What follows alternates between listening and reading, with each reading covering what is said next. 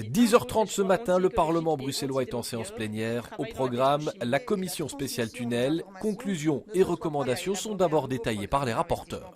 Il y a différentes causes également au mauvais état de ces tunnels. Tout d'abord, il faut prendre en compte évidemment l'âge, les facteurs environnementaux et l'évolution des matériaux de construction. En ce qui concerne les inspections, l'entretien et les rénovations, le Parlement demande au gouvernement de saisir la crise actuelle comme une opportunité pour adopter de nouvelles procédures de gestion et de suivi, notamment en systématisant les inspections poussées et en actualisant régulièrement le mode d'inspection afin que les techniques et technologies optimales soient à chaque fois utilisées. Le gouvernement vient de présenter son plan pluriannuel consacré au tunnel et l'on sent que le travail de la commission a été entendu.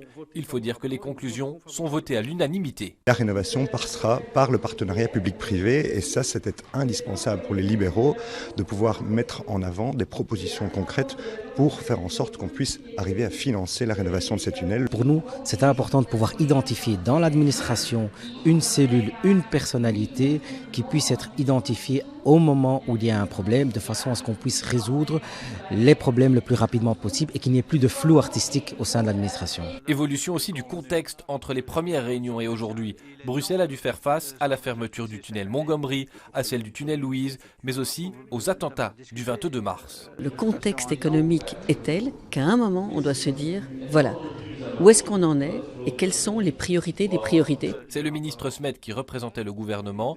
Il a promis en séance que la restauration des tunnels serait menée à bien. La suite, ce sera pour plus tard.